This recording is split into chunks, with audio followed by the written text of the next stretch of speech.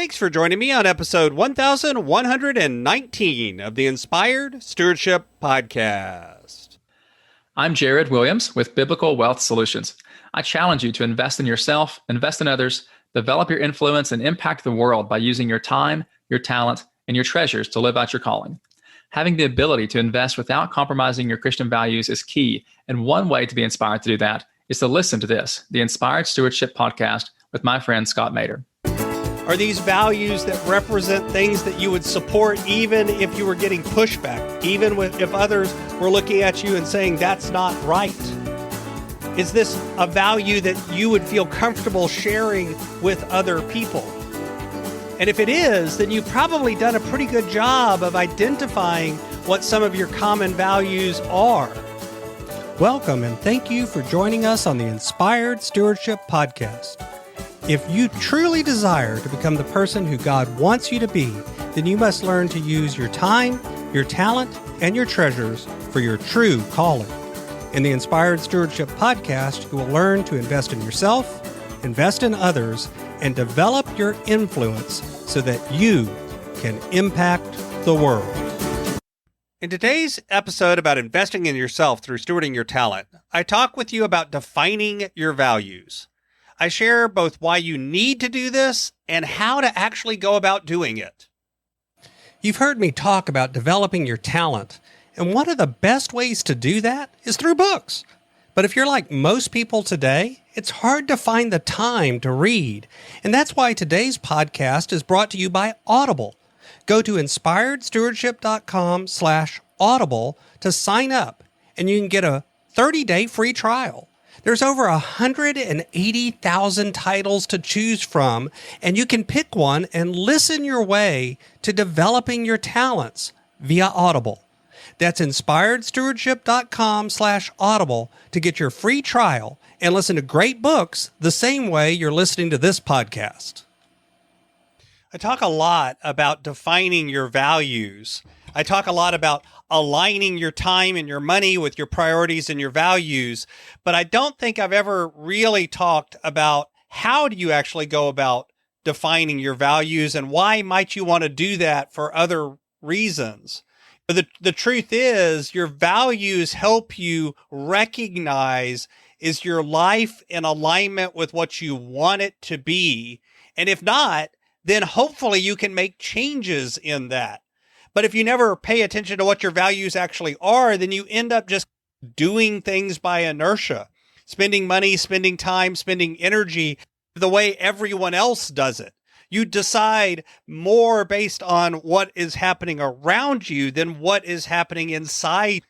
So thinking about questions like, what kind of career should I go after? What kind of job should I have? Should I take this promotion or not? Should I start my own business? Should I be firm on a position that I've taken or compromise? Should I do what everyone else is doing or travel down a new path? Actually happens in part because of you understanding what your values really are.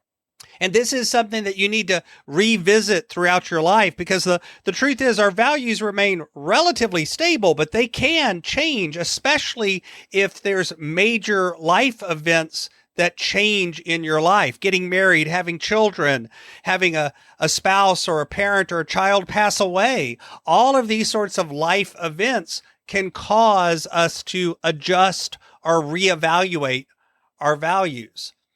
How do you actually go about defining your values? Usually you'll hear recommendations like this, and this is what works well for most people.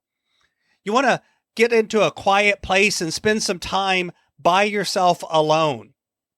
And then get out a piece of paper or open up a word processor on your computer and just brainstorm. What are times and examples that you were the most happy? Think about both your career and your personal life. Think about relationships. Think about activities. Think about all of the things that happened. Who were you with? What were you doing? What was it that made this a moment of happiness? And then do the same thing, but think about when were the times that you were most proud? Why were you proud? Were there other people involved? What were the factors or the events that made you feel proud? And then think about, when were the times that you felt most fulfilled and satisfied, when you felt like you were at the highest moments of fulfillment and satisfaction, when everything was just firing on all cylinders? What need or desire was being fulfilled during that? Why did that give your life some sort of feeling of meaning? And what were the factors around it that contributed to that? Once you've brainstormed all of those, and I do mean brainstorm and write a lot, then you can go through there and begin to look for common factors. It might help to look up a list of common values online, and you'll find list of 50 to 100 of the common values that people have: accountability, excellence, freedom, fun, self-development, self-actualization, different things. But look at your list and begin to look for about 5 to 10 of the values that seem to show up over and over again in these different categories. What are the commonalities? What are the things that keep bubbling up to the top? And once you've got it down to about 10, then rank order and pick out maybe your 5 top values. And then from that list of 5, come up with your top 3. And then your top 2 and your top 1. Keep working it down until you can come up with, this is the core value that at my center is most important. And then look back over that list of 10 and 5 and 3 and 2 and 1. And are you proud of these? Or are these values that feel good to you? Are these values that represent things that you would support even if you were getting pushback, even if others were looking at you and saying, that's not right? Is this a value that you would feel comfortable sharing with other people? And if it is, then you've probably done a pretty good job of identifying what some of your common values are. And then, of course, you can look at your time and your money and look for alignment, like we've talked about in other cases. But right now, just spend some time, take an hour or 2 or even 3, and identify what are your top values in life.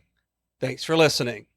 Thanks so much for listening to the Inspired Stewardship Podcast. As a subscriber and listener, we challenge you to not just sit back and passively listen, but act on what you've heard and find a way to live your call. If you like this episode on the stewardship of talent, you can go over to inspiredstewardship.com/talent and sign up for our 5-week series on the stewardship of talent. Or if you're in the U.S., you can text 44222 talent tips. That's talent tips to 44222 and get those tips. Until next time, invest your time, your talent, and your treasures. Develop your influence and impact the world.